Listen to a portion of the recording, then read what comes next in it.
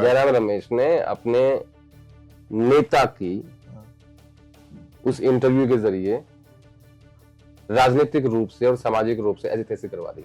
वो इंटरव्यू ही नहीं होता अगर मोदी जी वहां पे होते तो,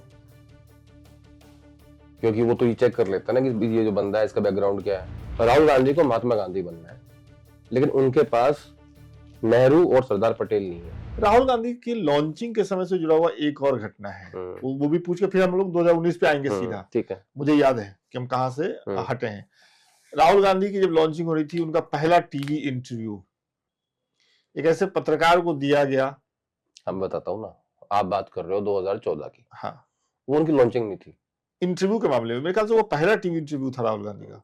नहीं, पहला नहीं था, उस दौर का पहला था वो। उससे पहले छोटे छोटे इंटरव्यू देते रहते थे अपनी कॉन्स्टिट्यूएंसी में या कहीं भी बाहर, सिटिंग इंटरव्यू, लंबा इंटरव्यू। देखो, मैं 2014 के इलेक्शन को राहुल गांधी की लीडरशिप में लड़ा हुआ इलेक्शन नहीं मानता। अच्छा, क्यों नहीं मानता? जो उस टाइम हालात थे और 2012 से लेकर 2014 तक कांग्रेस पार्टी की और यूपीए सरकार के, उसके लिए एक ऐसे व्यक्ति को हम जिम्मेदार नहीं ठहरा सकते जो उस गवर्नमेंट का हिस्सा ना हो, जो पार्टी का अध्यक्ष ना हो, जो प्राइम मिनिस्टर ना हो, या जिसके पास कोई और मेन पोर्टफोलियो ना हो। मैं इसलिए नहीं मानता, ठीक है। वो एक हारी हुई बाजी थी, इसलिए मैं मानता हूं कि राहुल गांधी 2019 और 2024 की हार के जिम्मेदार हैं, 14 के मैं नहीं मानता। ठीक है, अब आपका सवाल पे आओ। इंटरव्यू, वो इंटरव्यू दिया गया था, पहला इंटरव्यू अर्णब गोस्वामी को, तो वो टाइम्स नाउ में होते थे। अब आप कहोगे कि वो क्यों किया गया, कैसे वो फैसला लिया गया था, क्यों किया गया? तो वो उनका फैसला है, मतलब क्या सोच करके लिया गया था? 2014 का कैंपेन कांग्रेस पार्टी का देख रहे थे जयराम रमेश। अच्छा, वो उसके हेड थे। अच्छा, जयराम रमेश का बहुत क्लोज है अर्णब गोस्वामी। पूरी कांग्रेस पार्टी में अगर वो किसी की बात मानता है वो जयराम रमेश है। क्यों? क्यों ये नहीं पूछा ना आपने? पूछा ना मैंने। अर्णब शायद कैम्ब्रिज गया है या हार्वर्ड गया है, और वहां पे ना एक रिकमेंडेशन चाहिए होती है, जयराम ने करी थी। ओहो, यह है कनेक्शन हम बताएंगे। तो जयराम रमेश ने वो इंटरव्यू सेटअप करवाया। जयराम रमेश ने अपने नेता की उस इंटरव्यू के जरिए राजनीतिक रूप से और सामाजिक रूप से ऐसी तैसी करवा दी, जस्ट टू अप्लाइज हिज, मतलब क्लोज जर्नलिस्ट और फ्रेंड और whatever you can। अच्छा, ऐसा था। अभी तक मैं ये सोच के बैठा था, अभी तक मैं ये सोच के बैठा था बाहर से कि अब चूंकि आपने जयराम रमेश का नाम लिया, तो मैं ये ऐसे सोचूंगा कि जयराम रमेश सलाहकार हैं और उनको लगा कि राहुल गांधी की छवि बनवानी है, तो इनको एक ऐसे जर्नलिस्ट के सामने बिठाते हैं जो इनसे एकदम कड़े कड़े सवाल पूछे और राहुल गांधी वहां से निकल के आए एक बड़े नेता के तौर पे। मैंने ऐसा सोचा हुआ था, ऐसी प्लानिंग नहीं थी। ऐसी प्लानिंग कांग्रेस पार्टी में कभी होती ही नहीं है कि कुछ ऐसा कर देगी हमारा नेता वहां से निकल के आए। ऐसा कुछ नहीं होता वहां।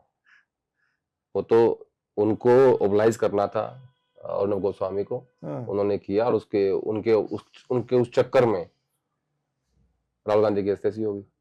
अब मुझे ये बताइए कि अगर राहुल गांधी की जगह पे सपोज नरेंद्र मोदी जी होते और उनके किसी सलाहकार ने ऐसा काम किया होता, क्या उसके बाद कुछ सालों बाद फिर से वो आदमी मीडिया का या उसका हेड बनता? वो इंटरव्यू ही नहीं होता अगर मोदी जी वहां पे होते तो, क्योंकि वो तो ये चेक कर लेता ना कि ये जो बंदा है इसका बैकग्राउंड क्या है। उनके पास तो पूरी हिस्ट्री होती है। उनको तो ये भी पता होता है कि इसको कैम्ब्रिज में इन्होंने फॉरवर्ड लिख के दिया था। वहां आधा काम नहीं होता, वहां पूरा काम होता है, पूरी जानकारी रहती है। वहां जो उनका है वो उनका है, और जो नहीं है वो नहीं है। वहां कोई बीच में नहीं है कि सर ये इधर भी हो सकता है उधर भी हो सकता है। सेंटर नहीं है वहां, लेफ्ट और राइट है बस। चलिए, तो इस तरीके से जयराम रमेश ने राहुल गांधी को वो इंटरव्यू जिसका आपने सवाल मुझसे पूछा, मैंने आपको उसका जवाब दिया। आपने जवाब दे दिया। अब आते हैं 2019 पे। 2019 लोकसभा चुनाव है ना, जिसको तो आप मानेंगे कि राहुल गांधी के नेतृत्व में लड़ा गया। अध्यक्ष थे भाई, अध्यक्ष थे ना। हाँ, तो उन्होंने ही वो चुनाव लड़ा, उनके नेतृत्व में पार्टी चुनाव लड़ी। अध्यक्ष थे और वो उनकी हार है। हाँ, आप 5 साल में 44 की नंबर की पार्टी को आप 52 पे लेके आए, यानी 6 और 2 8 का इजाफा हुआ, और 24 में उन्हीं की मानता हूं। भले ही कहें कि खड़गे साहब जो है वो अध्यक्ष है, नहीं,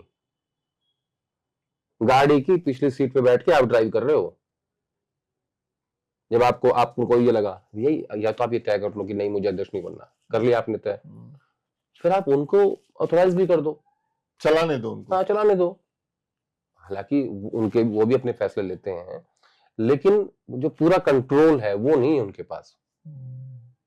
तो 24 की हार भी मैं राहुल गांधी की मानता हूँ, 14 की नहीं मानता। हाँ। क्योंकि ये तीनों मैंने अपने आंखों से देखी है।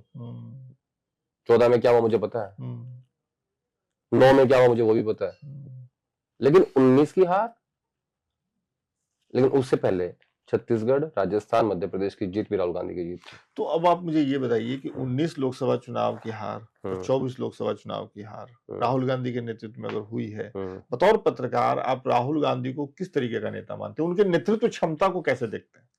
मुझे तो बड़ा वो लगता है, मतलब निराशा होती है एक तरीके से, पार्टी के लिहाज से मैं कह रहा हूं, जर्नलिस्ट के तौर पे मुझे निराशा नहीं होती। हाँ, देखिए क्या है, राहुल गांधी को ना एक चीज तय करनी पड़ेगी कि एक्टिविज्म में और पॉलिटिक्स में अंतर है, बहुत भारी अंतर है। या तो आप ना पार्टी की कमान दे दो किसी और को, और आप एक एक्टिविस्ट के रूप में, अगर आपको लगता है कि देश में इस जाति की, इस धर्म की, इस व्यक्ति की आवाज दबाई जा रही है, मैं उसको उठाऊंगा, तो आप उसको उठाओ।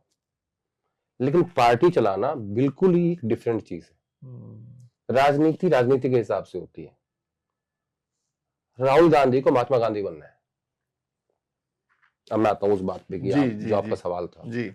राहुल गांधी को महात्मा गांधी बनना है, लेकिन उनके पास नेहरू और सरदार पटेल नहीं है।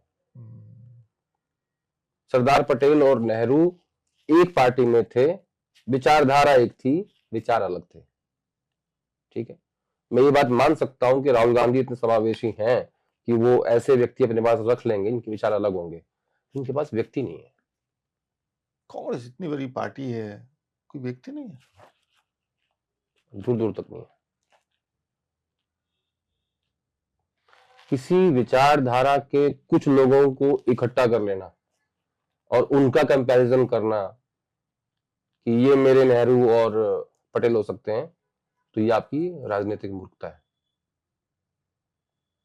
तो अगर राहुल गांधी को महात्मा गांधी बनना है ना, तो आप बनो, लेकिन जैसे उस दौर में कांग्रेस चलती थी उसको वैसे चलने दो, एक पार्टी के रूप में, पार्टी के तौर पे उसको अलग फंक्शन करने दीजिए। पार्टी को अलग कर दो, अब अपना काम अलग कर लो।